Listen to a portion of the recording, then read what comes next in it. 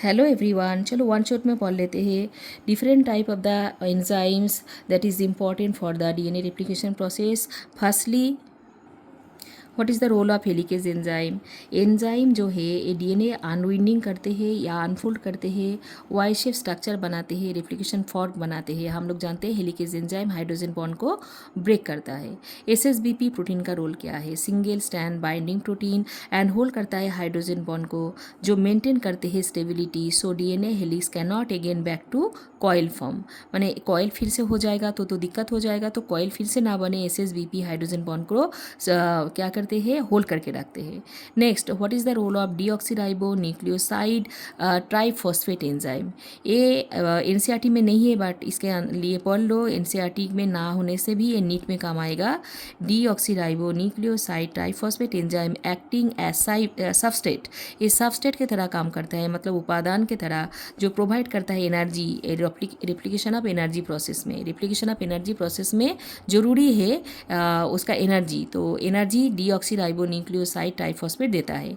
Next, what is the role of RNA primase. हम लोग जानते हैं इनिशिएशन करते हैं, initiation to formation of the complementary और न्यूली सिंथेसिस डीएनए, जो 3 प्राइम टू 5 प्राइम के जगह पे एक कंटिन्यू प्रोडक्शन करता है, तो आरएनए प्राइमेज ही वो इनिशिएशन किया। What is the role of DNA polymerase. Polymerase enzyme elongation करते, ब्रैकेट में लिख दिए है देखो, इनिशिएशन है इलोंगेशन। कॉम्प्लीमेंट्री स्ट्रैंड मतलब न्यू स्ट्रैंड जो कंटिन्यूअस 3' to 5' की तरफ बना, वो इलोंगेटेड करते हैं, वो लीडिंग स्टैंड में है ना। What is the role of exonuclease. देखो रिमूव करते हैं एक्स्ट्रा अनवांटेड आरएनए प्राइमेस, जो extra RNA primase Okazaki fragment में था, ओकाजाकी फ्रैगमेंट के आगे पीछे, तो उसका रिमूव करना जरूरी है। वो आरएनए प्राइमेस को रिमूव करती है एक्सोन्यूक्लियस, जो लैगिंग स्टैंड में इसका काम रहता है बिटवीन द चांक ऑफ डीएनए। तो क्या बोले, चांक ऑफ डीएनए मतलब फ्रैगमेंट डीएनए के बीच बीच में जो एक्स्ट्रा आरएनए प्राइमेस है उसको रिमूव करते हैं एक्सोन्यूक्लियस एंजाइम। कौन सा स्टैंड पे? लैगिंग स्टैंड पे, ठीक है। Next, another DNA polymerase. Another DNA polymerase enzyme का फंक्शन है डिसकंटिन्यूअस जो लैगिंग स्टैंड था उस जगह पे ओकाजाकी फ्रैगमेंट के बीच बीच में आरएनए प्राइमेज हट जाने के बाद वो क्या करते हैं, इलोंगेटेड करते हैं फ्रैगमेंट को लैगिंग स्टैंड में by the help of RNA primase.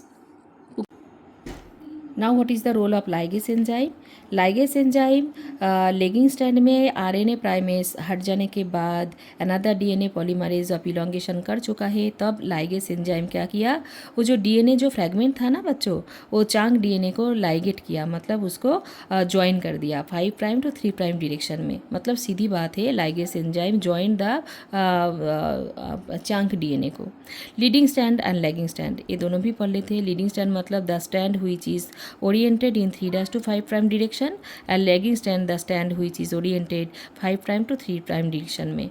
मतलब ये डायरेक्शन हमको याद रखना है, कौन डायरेक्शन में लीडिंग कहते हैं एंड कौन सा डायरेक्शन को लैगिंग कहते हैं। एंड आई होप तुम लोगों को इन्फॉर्मेशन बहुत पसंद आएगा, काम आएगा। तब तक के लिए बाय बाय।